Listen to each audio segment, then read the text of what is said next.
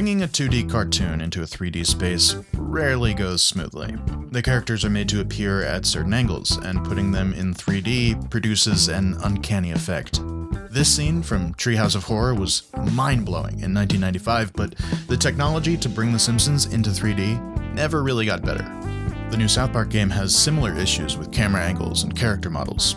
In the show, characters are almost always shown from the front or the side. Once in a blue moon, visual gags can break this rule, but these scenes are rare. Check out this scene from the show where the boys are watching a magic game. In the side profile, all their hats are facing perfectly forward to the point where we can't even see Kenny's face in his orange hood. Only one eye can be seen on each boy, and their heads are balanced pretty much directly above their torsos. Compare this to the in-game cutscenes. Everyone's necks are pushed forward, making it look like they have back problems. Both eyes can be seen, creating this weird, squashed face effect. Cartman even holds the same angle during menus, which is a baffling choice because you get a close-up on that double chin decal going across his face. I really like the way the star almost looks like it's made of felt. I think that's pretty cool. The rest of the model looks like he's made of clay. I think some sort of subtle construction paper texture on his skin and clothes would have been a great touch. One way to make a graceful transition to 3D is to lean heavily into a style. If they had made the world feel like it was truly made of construction paper, similar to something like a Paper Mario or a Yoshi game, I think it would have gone a long way toward making the visuals more pleasant to look at.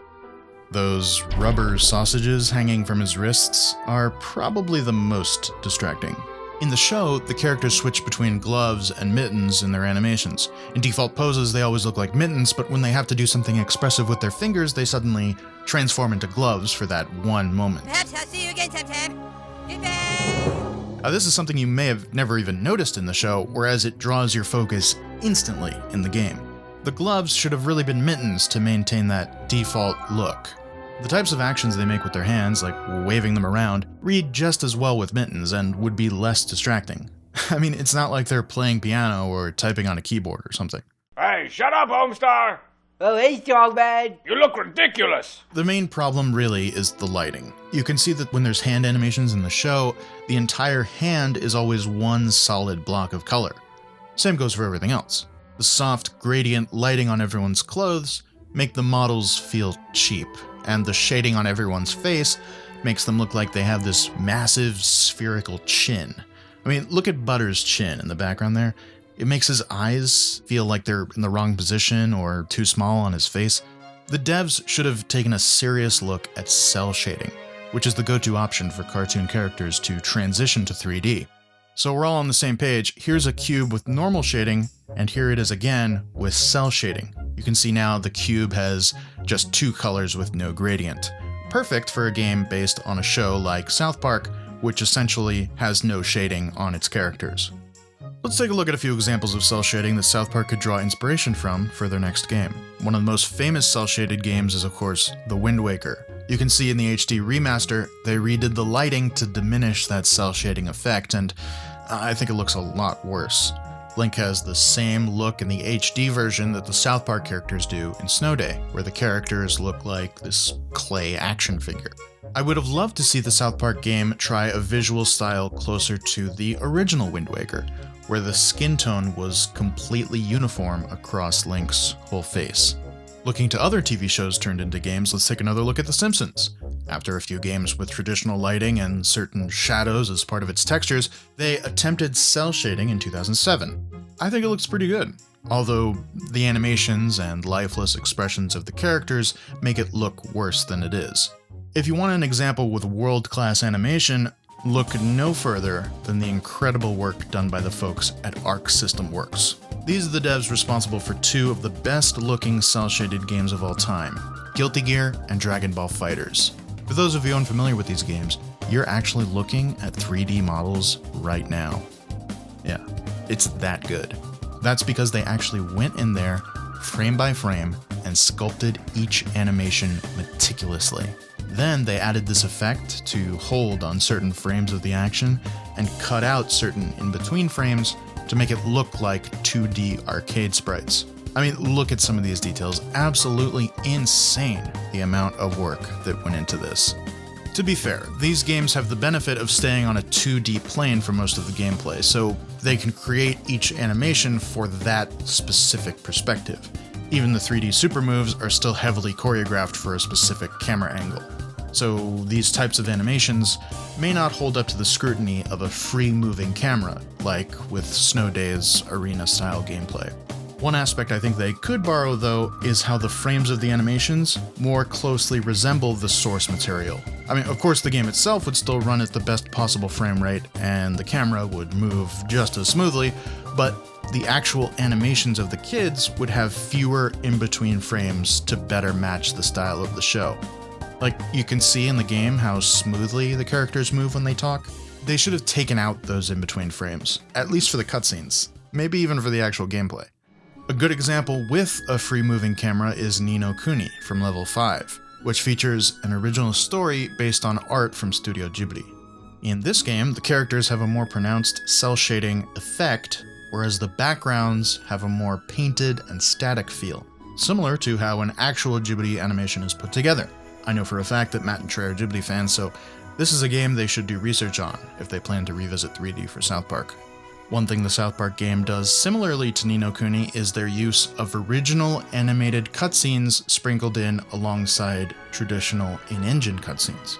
By doing it this way, you're shoving a direct comparison between the two styles in the player's face. And while it's generally favorable to Ni no Kuni, it does no favors to South Park.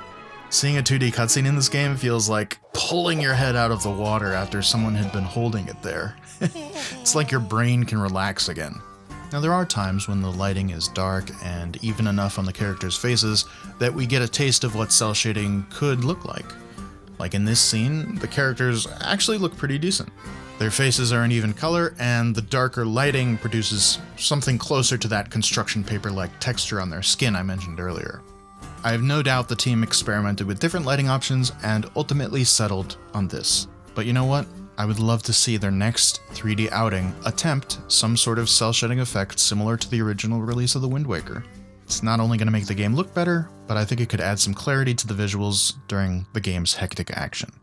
Okay, you can argue and you can scream and you can get upset at these people and they can get upset at them, but the fucking Wii's coming out in a week and it's going to have Zelda with it, and that's pretty amazing. So that was really, that was when we were like, let's do an atheism show, but let's really make it all about the Wii. Matt and Trey are clearly fans of games, and they had a heavy investment in those first two South Park games.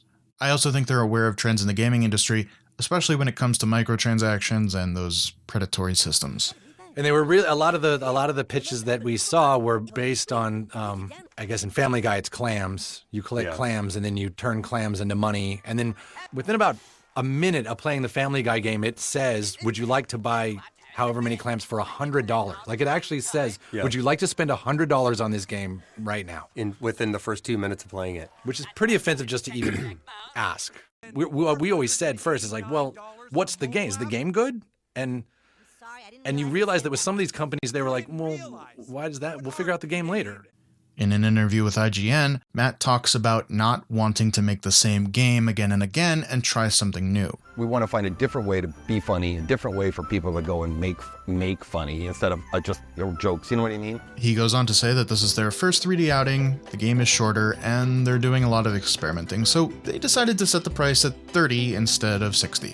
Now, I'm not trying to rip into this game because it is a budget title, and I believe them when they say that they're experimenting. The visuals of those first two games, though, you could put the game and show side by side, and you couldn't tell which was which. But I think by the end of the second game, it was feeling pretty samey, and I think Matt and Trey feel the same way. Going in a completely different direction is a huge risk, and I give them respect for doing it. Now that they've made that risk and seen what works and what doesn't, I look forward to them refining this formula and making the next game better. You can make my next video better by liking and subscribing. I'm a small, part-time creator who would love to have more time in the day to make videos like this one. Sharing, liking, and subscribing helps me to do that. I'd also love to hear your thoughts on the visual style of this new South Park game and what you'd like to see for the next game. Thanks very much for watching, and I'll see you in the next one.